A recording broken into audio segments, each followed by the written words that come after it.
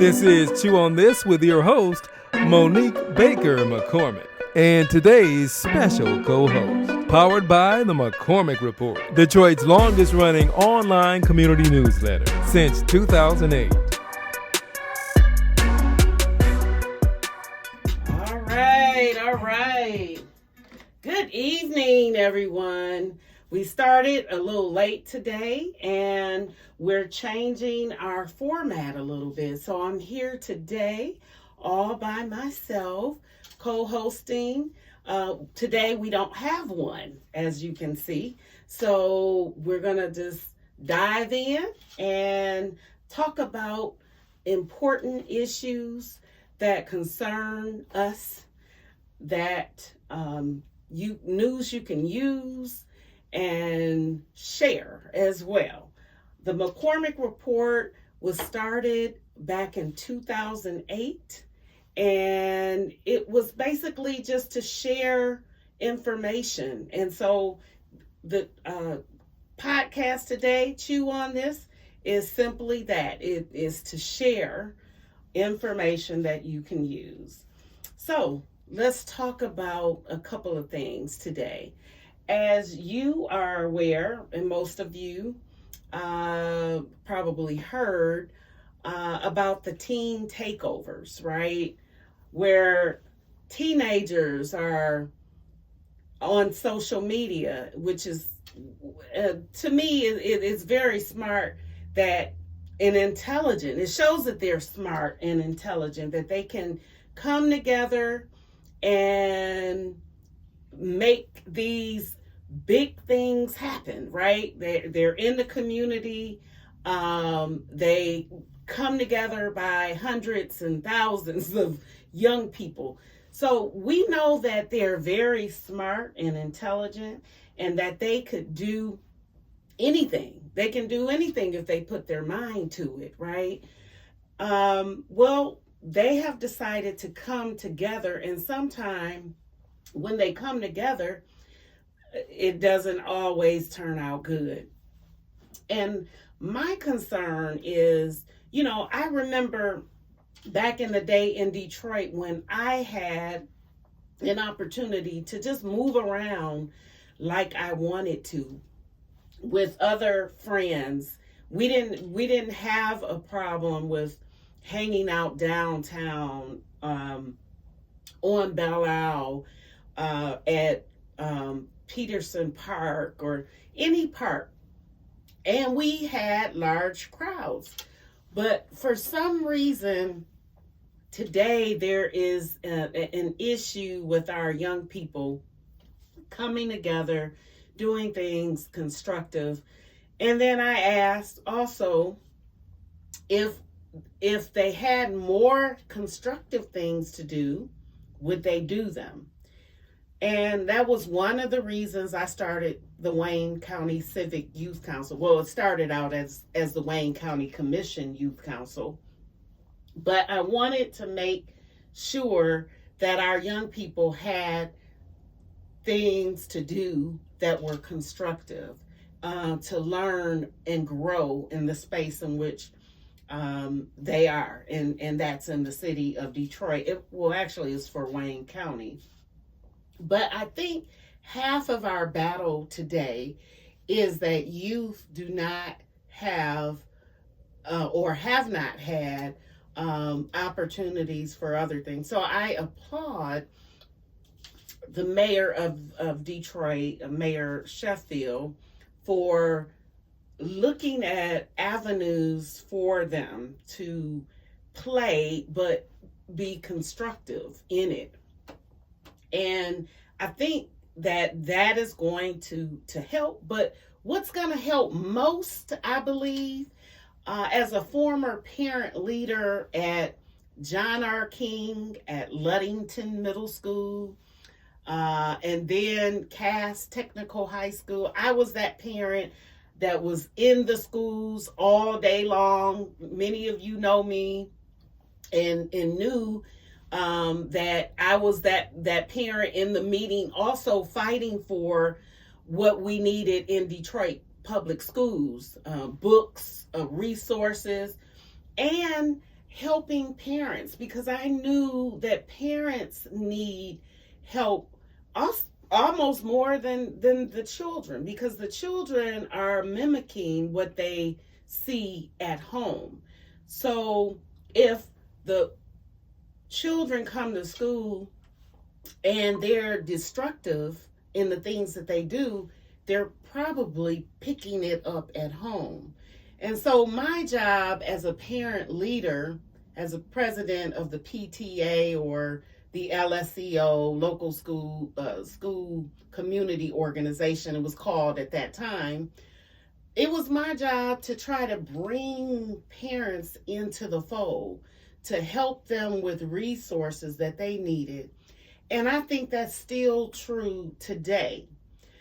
Parents need help. And one of the things that they're looking at in these new policies on youth and these takeovers are penalizing parents because of what their young person is doing, and if it's, of course, destructive. And I think some parents are part of the problem. We all know those parents that would come up to the school, and instead of trying to talk to a teacher, they want to fight a teacher. So, that is the reason why that young person is the way they are, right? You see the parent. So at the same time, though, we have to think about, how do we reach that parent that is overreacting or acting out? How do we help them become better people? Because again, it stems from the home. And I think if we can work on not just say, hey, young people, we're going to give, you this space. And then we find that when we give them that space, they still don't know how to act. Again, it's stemming from some things that are going on at home. So what I envision is programming that wrap around not just young people, but how do we help the parents help themselves so that they can help the child? I think it always goes back to that. So I think that as we move forward, that's one of the things that I think we have to look at. Wouldn't you agree? Any comments on Facebook, anyone? Yes, yes. So they're saying they agree as well. So yeah, we gotta look at how do we help our parents. And so, like I said, today, the Detroit City Council voted for a curfew for the fireworks on Monday. So any of you that have a young person, you know, and I know it's been all over TV today, that they need to be in by 8:00. So parents, you got to be responsible for your child, responsible for their actions. And even our young people want and need our parents, and they want their parents to not be their friend, but to guide them and lead them. They may not always say it, but I believe that most children need structure and guidance. So 8 p.m. on Monday, they got to be in. The other thing I want to talk about, it takes a village. It really does, to ensure that our community is productive, and that young people are safe, and that seniors are safe. And one of the things I remember, and I'm quite sure you do too, um, and there are still some block clubs out there and in the community, and we have um, more block club associations now than I think we have per se block clubs like we used to do back in the day.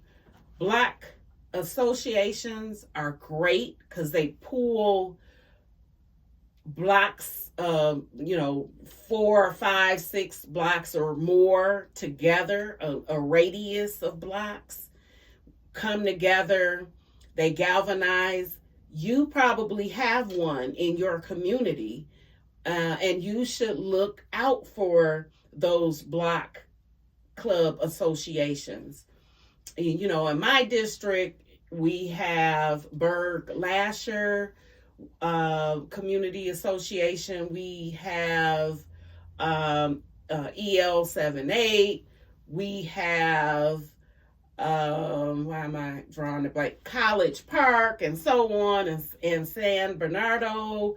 Those are block associations, but I'm really speaking to block clubs because I really want us to start looking at reforming those. If you don't have one, think about forming a block club just for the people on your block. What does that look like?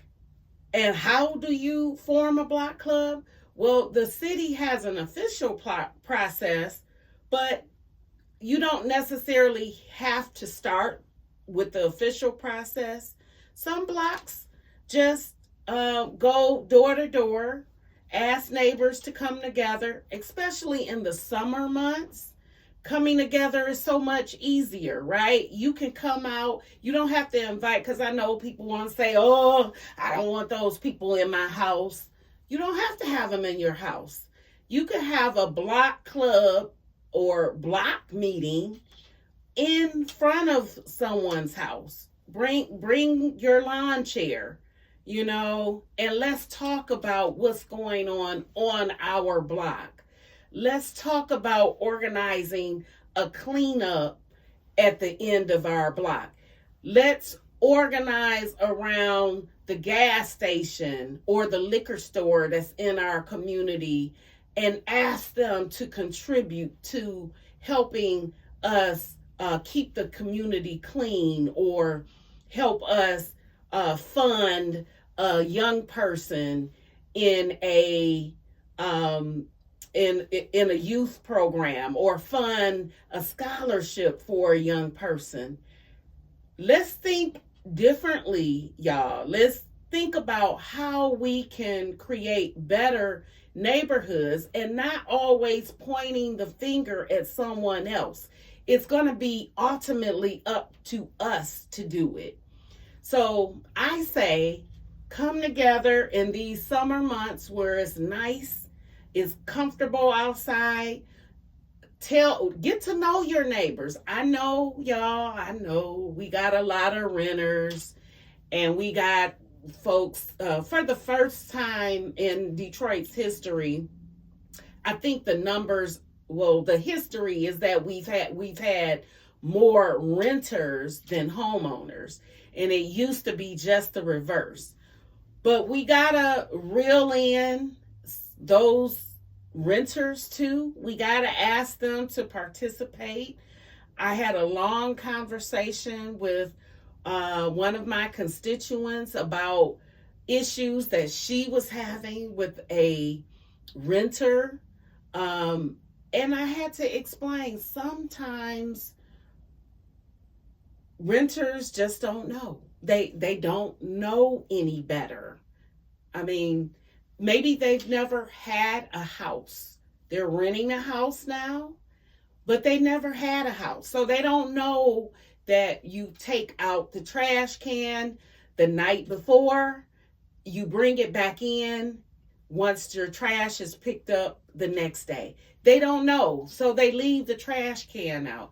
So you can't approach them with all of the negative stuff. Approach them when they first move into the neighborhood, right? Catch them early. And if you know that they're a single mother with 3 kids, and when the mom is gone and the kids are doing things that they're not supposed to do, maybe they're playing loud music, or they're doing some other activity that you don't like, stepping on your grass, running on your grass, dropping paper. If you catch the tenant early when they first move in, introduce yourself. Hey, I just wanted to come by and introduce myself. If you need anything, let me know. You don't have to let them in your house. I'm not saying let them in your house. I'm saying be friendly on the front end, so that if something happens, you can then go to them and say, hey, neighbor, just thought you should know this happened or that happened while you were out.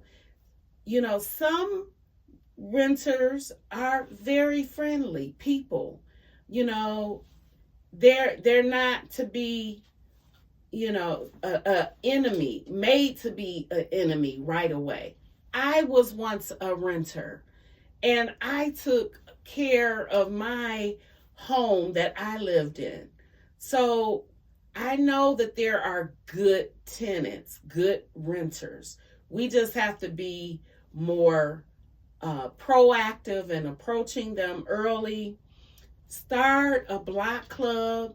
Get those tenants involved in the block club and talk to each other. We stop talking to each other. We're so afraid of each other. I remember when I was growing up, I knew all of my neighbors, and we really do, y'all, need to get back to that. Some way, somehow, we need to get back to that. And my final thing tonight is I want to say about this weekend, which is Juneteenth. And Juneteenth has been celebrated for many, many years. But Detroit just really caught on, I think, in the last 10 years. But Juneteenth is not all about just barbecuing and, a day off. It really is about how we make our freedoms that we have, how we empower our community and each other.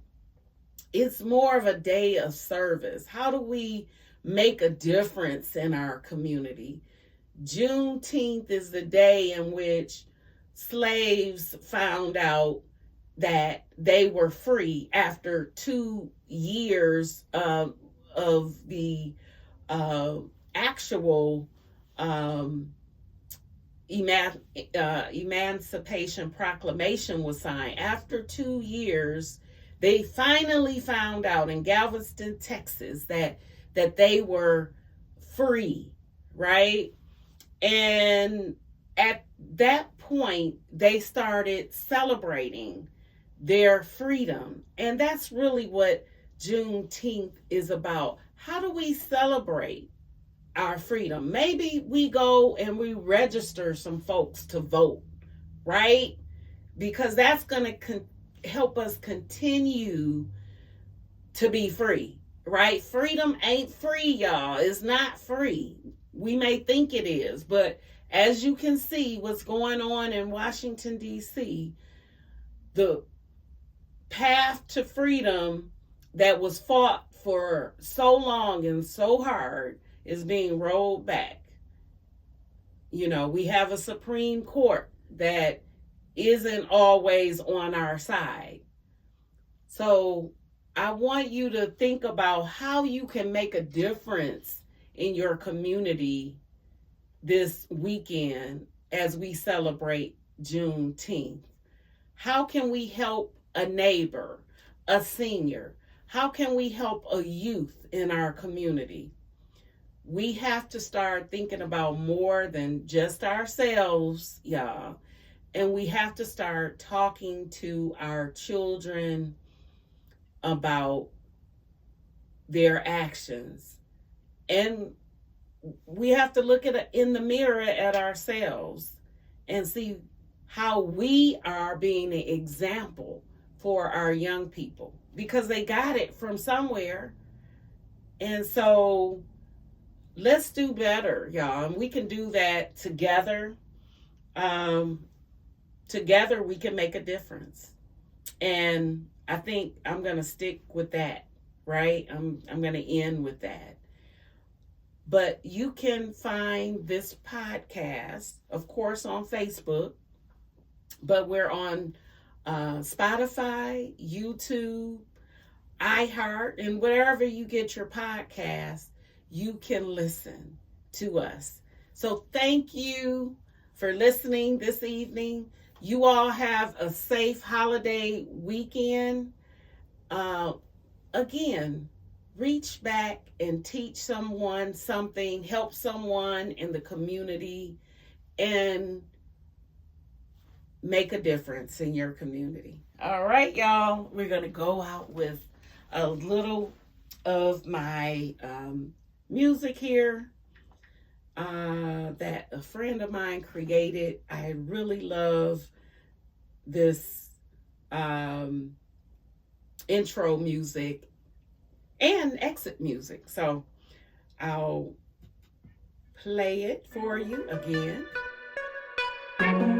This is Chew on This with your host, Monique Baker McCormick, and today's special co-host, powered by the McCormick Report, Detroit's longest running online community newsletter since 2008.